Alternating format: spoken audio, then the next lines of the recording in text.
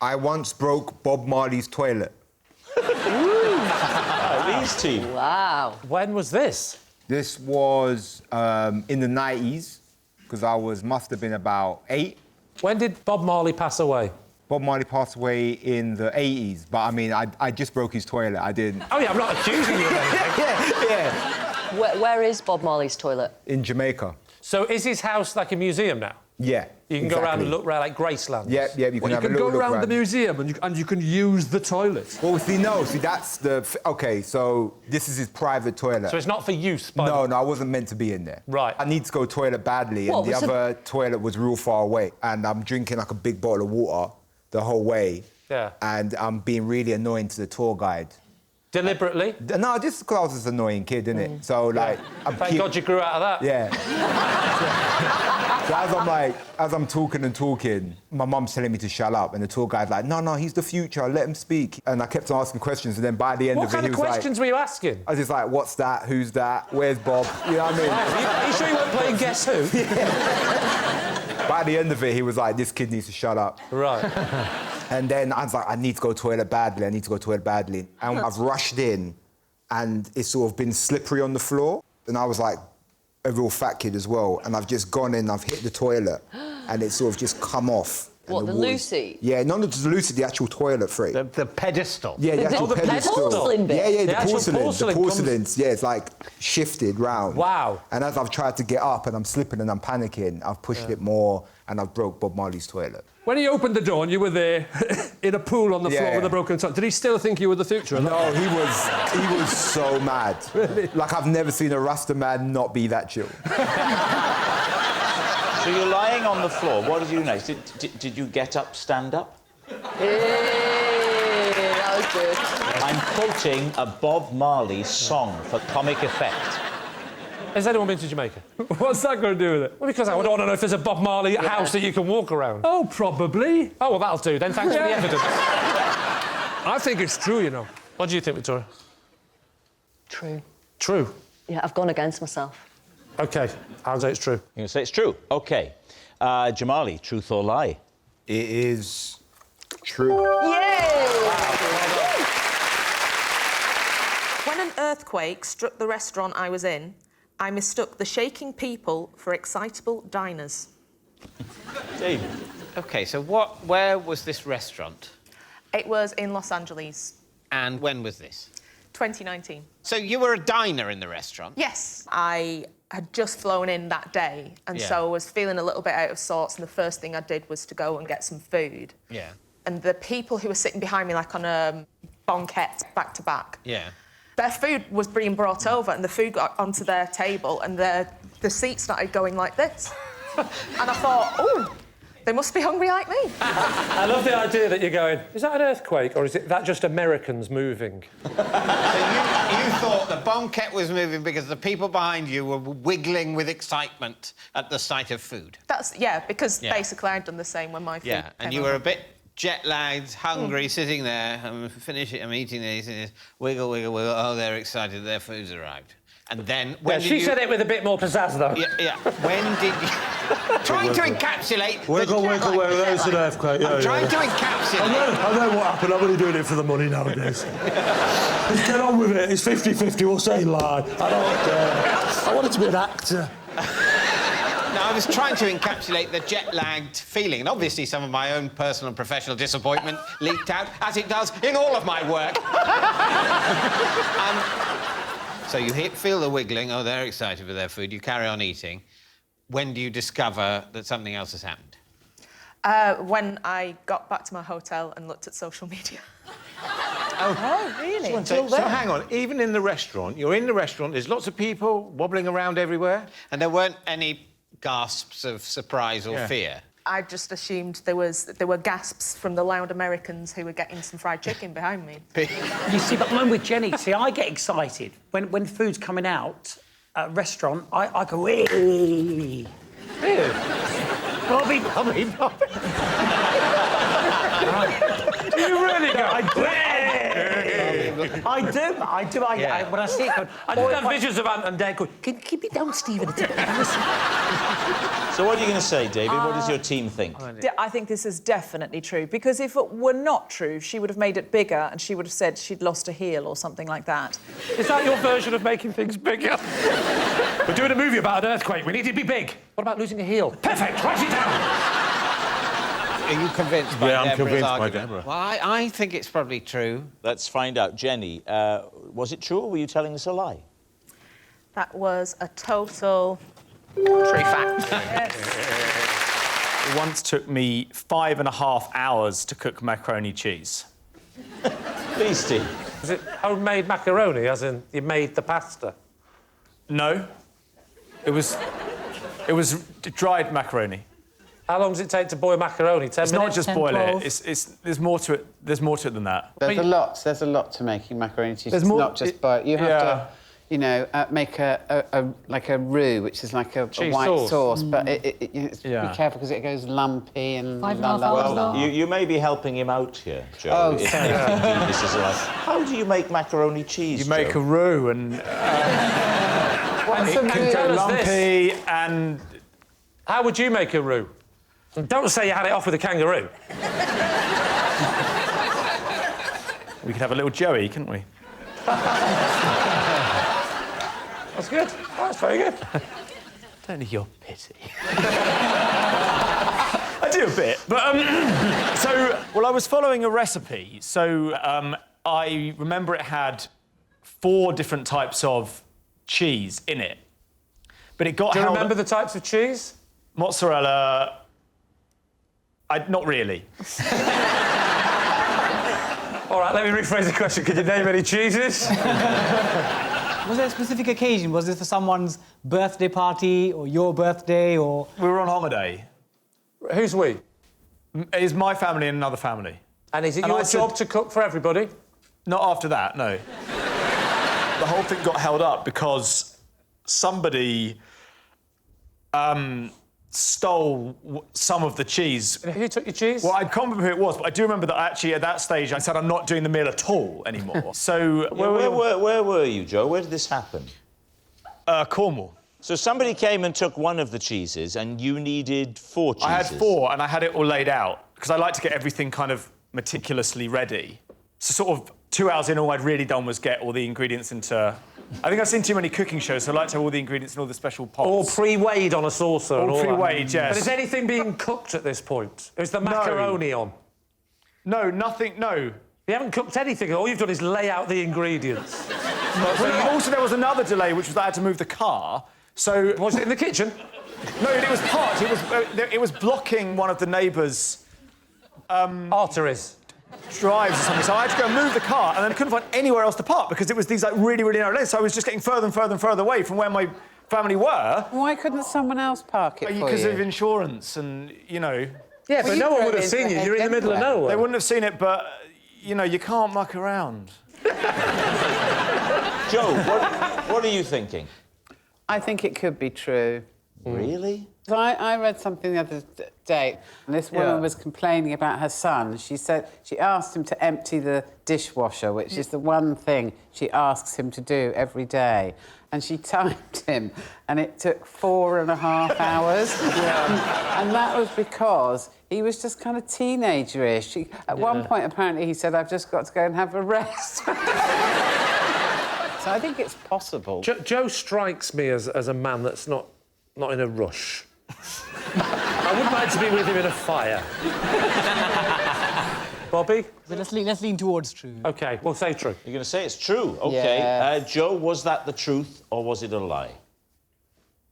Well, it's true. I once did a parachute jump just because I fancied the instructor. David, Steve. When was this? It was in the 70s. So how did you meet this instructor that you fancied? Oh, because a family member was a skydiver. And in the process of watching him skydive, I met the instructor and felt an immediate magnetic attraction. So this... I mean, I thought you were going to say I fell for him. I did, but I'm a poet, you know, so I like to embellish. Oh, that's true. I just like to go for little puns. Oh, I fell for it. I fell for it. Oh, see, I got... Sorry, Lee. Sorry, I'm not used to you, you see.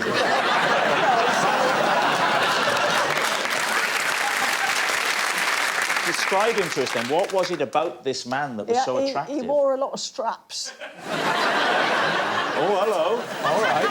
And what is it about a man in straps that you like? Well, I don't know. There's something sort of dark about straps. I don't know. You know, he had these straps and the sort of around the groins and everything, and he did it. Whoa. I wasn't expecting this, Pam. I'll be very honest.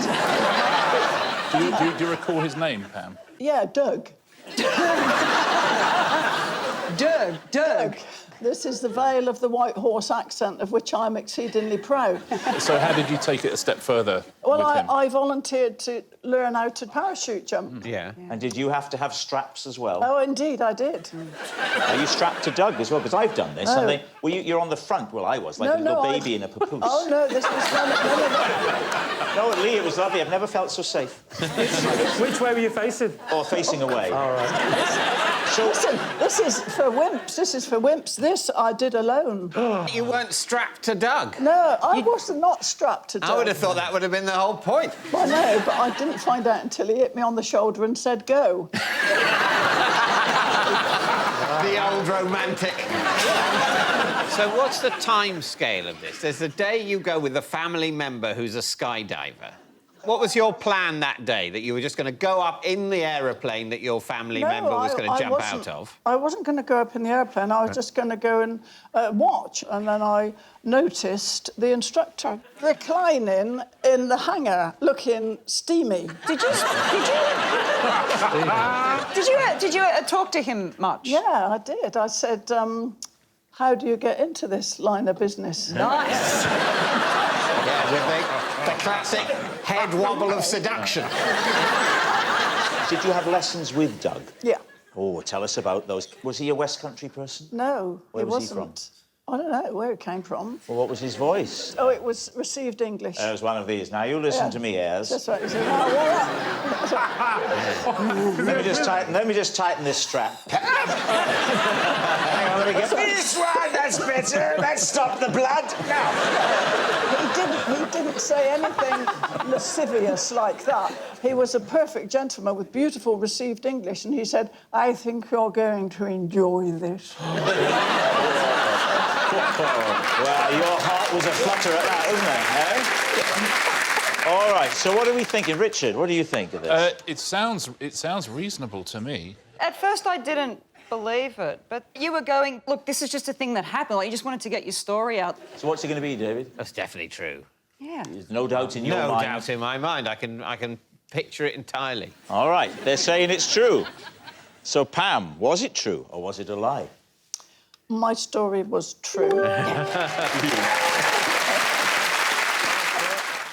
Last year, I had such bad toothache, I popped my Christmas dinner in a blender and drank it through a straw. Please, team. When you say you put your Christmas dinner in, what exactly did you put in the blender? So I am from New Zealand, so Christmas... You'd never have thought so. Rob, you cheeky man. There's a little pause before man. It was basically meats and salads and... Do you have the traditional turkey in New Zealand? No. Turkeys don't exist in New Zealand. I never knew that. I had a really bad... I had a root canal. I don't know if anyone else had a root canal, and you can get dry rot, like with dry socket, dry rot is what cupboards get. Dry. I will interrupt you if it gets too arousing. So I got dry socket. Oh, there you go. Yeah.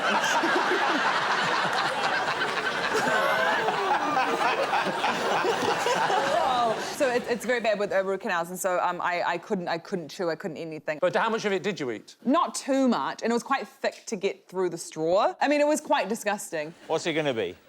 I think it's plausible because you can put all sorts of things in a blender and make a smoothie out of them. What do you think, Ardle? I think it's probably true. You think it's true? OK, despite the fact that I think they're wrong, yeah, I'm going to go with my teammates. Rose, truth or a lie? It was a lie. Sorry. Aged 7, I wrote to Father Christmas and told him I would much rather have a map of Saxon Britain than the roller skates I feared he was getting me. All right, Lee's team. Wow. Well, you know him best of all. That's true. True. You didn't want roller skates? No. Why did you think he was getting your roller skates? Roller skates were a popular toy around, you know... I'm not saying they're just a toy. Of course, they're I don't know, a sports item, a novelty shoe. Yeah.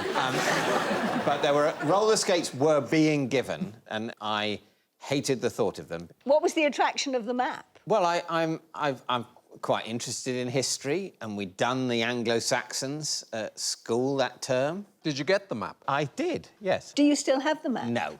Why not? Because a lot of its analysis of the Anglo-Saxon era has been discredited. And at 7, you were able to work this out.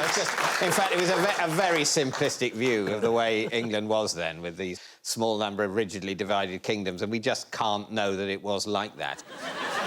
What are you thinking, Angela? Yeah, it's the kind of nerdy thing he probably would have done when he was 7. Yeah. I mean, it's plausible, but I don't think it's true. I am actually 50-50 on this. I think we're going to say... I think it's true. I'm going with Angela. You're going to say it's true. OK. David, truth or lie? It is a lie. During lockdown, I cut my son's hair so badly, I gave him £20 to tell his dad he'd done it himself. David's team. So what went wrong with the styling?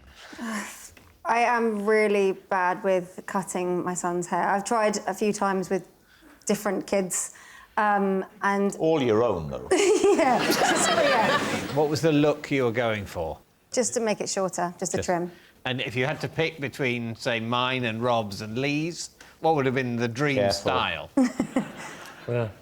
You're looking like a woman who needs more options. Well, I was thinking none of you really have the same hair as Ray. It's almost like quite surfer dude at the moment, and I just tried to give it so that he could just see again. Surfer dude? So David? How did your husband, their dad, react? So he guessed pretty quickly, but I think Richard mainly found it funny, luckily. Oh, OK. That's lucky, because it's pretty awful. What, the bribery bit? Well, all of it, actually. I mean, you imagine that, taking money for lying. Who among us do that? So what's it going to be? I think true, because as someone who uses bribery regularly in parenting, I would say that's completely plausible. I can completely believe the story. I just think you've priced yourself wrong. It's too much. Well, you've got to be thinking chocolate. That's the thing, because the thing about chocolate is that children really like it, but it's incredibly inexpensive. My parents brought me up to believe that a chocolate digestive cost about £75. All right, so what's it going to be? I think it's a lie. I You don't think it's a think she lie? would do that. It's true. I think we're going to go lie. Sophie, truth or lie? Luckily, I was lying.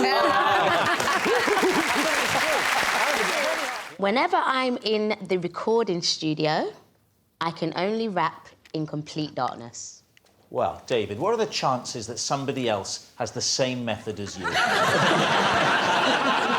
do you think? Complete darkness. Complete, absolute nothing on. Why?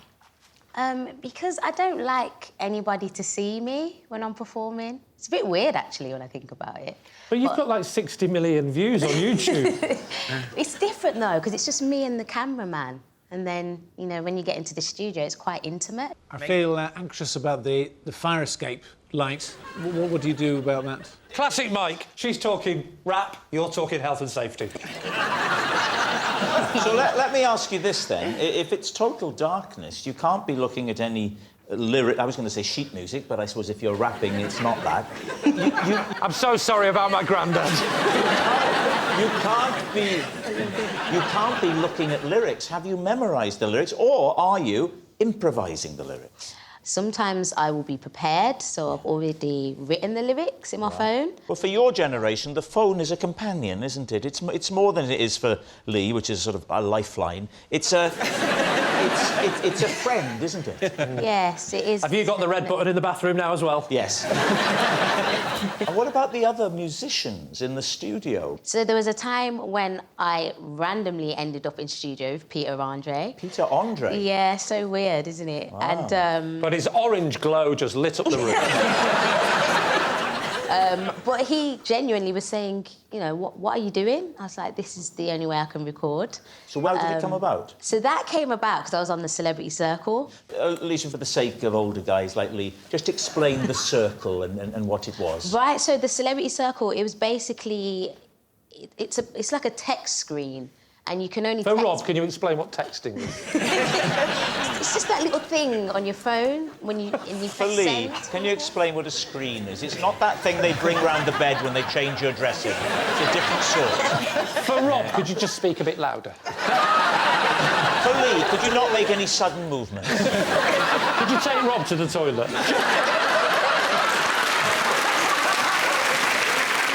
What do we think, Philippa? This is one for a psychotherapist to unpick. It's a lie, no. You don't believe it? No, because I believe it. And you're quite excited by it Yeah, as no, well, no, which is nice to see. What do you think? I think she's playing you like a fiddle. I think lie. I'm very comfortable with this scenario because if you both think it's a lie, I'm not going to overrule you. We'll go lie, but I'll say, oh, actually, I thought it was true, and that is win-win. We are going to say lie. All right, let's find out. Lady Leisha, was it the truth or was it a lie? It was the truth. Congratulations. My husband and I have agreed that the hour between 7 and 8 p.m. is the only time we're allowed to gripe about our various aches and pains. We call this hour the moan zone. David's team. Between 7 and 8 p.m. Yes. Is that the time you find the aches and pains are most noticeable? No, it's because it's when the one show's on. And what specific aches and pains, Joe? Because I will say you've been rather sprightly this evening. Don't be patronising, Rob. You did say that like you were playing Monopoly with your grandmother. So, what are the aches and pains, Joe? Well, I've got a bad knee. I've got a bad knee, actually, as well. Have you? Yeah. What's the cause of your bad knee? I don't... life, you know. Oh, life, OK. The inferior design technique of the creator, should there be one. Anyway, this isn't about me.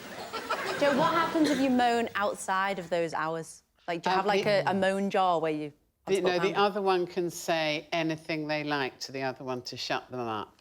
Oh. Including the C word. Coco. In the hour, is it you first, 7 till 7:30, your aches and pains, and then here's a 7:30 to 8, or do you alternate?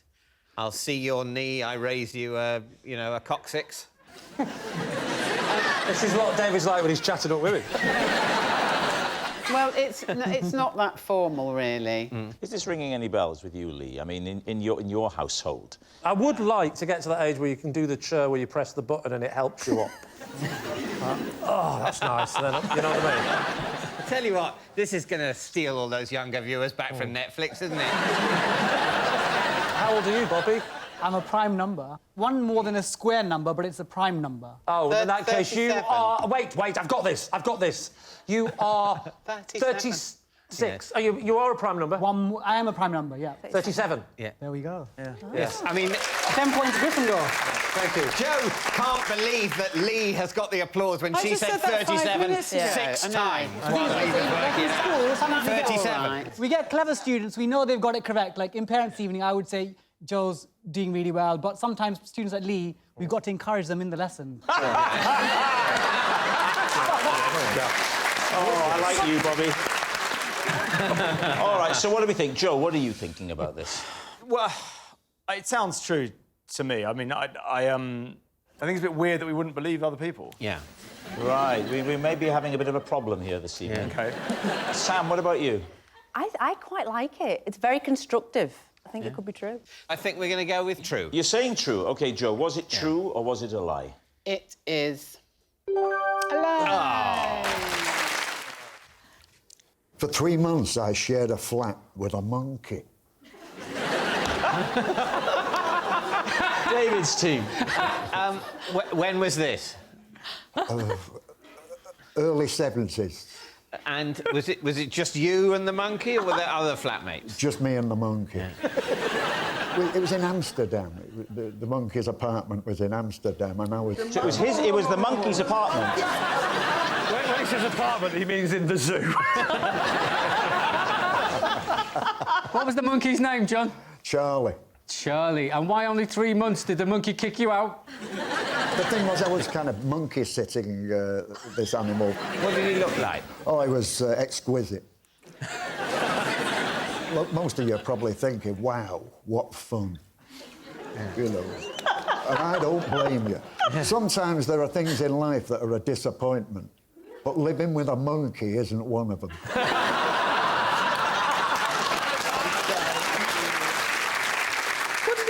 What did he eat? He wanted what you were eating. Oh. Really? Which at the time was a lot of chips. Did he do any tricks at all? Could he do any Tricks? He was full of them. What do you want? He'd have the guillotine, he'd have the sword the lady in half, he had the lot. I used to take him to the park with one of those extendable dog leashes, you know, where you They had them in the early 70s. No, they had them. But the point is, you know, that when I extended the leash, it would run up into the nearest tree. So I would be stood for ages, you know, with my arm extended up Wow. into a And tree. it then looks like you're taking your tree for a walk. So when you had to go, like, and meet this monkey, how long was the owner there with you? Yes, of course, I did have to go for a kind of audition. He didn't want to leave his precious pal with any old schmuck. What are you looking at me for? You know, How did you ace the audition? Well, we seemed to hit it off. You and the... Although we did get off to a bad start, actually. Yeah. I went round to his apartment to audition. There was one empty chair, but it was occupied by the monkey, which was curled up asleep in this chair. So I picked it up thinking it was a cat. And then it went rigid. I could feel its ribs suddenly, and all of its muscles tightened up. And it shrieked once and once only, but for about 10 minutes. It was like it was plugged into the mains. Anyway, I threw it as if 'twere a cat. Oh, yeah. You know, it landed on the feet. Yeah. But he's a monkey, he didn't land on his feet. He landed in an ungainly heap. And then it kind of scuttled away, looking back over its shoulder in my direction, in a real accusatory manner. So, John, given you were so close after 3 months, it must be very hard to say goodbye. It was a hell of a wrench. Yeah. Monkey wrench. Hell of a reference.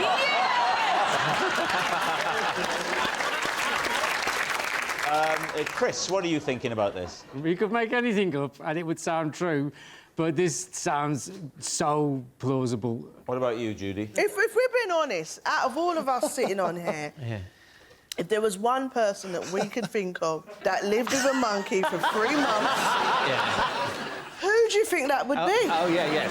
But once you've discounted David, who would it then be?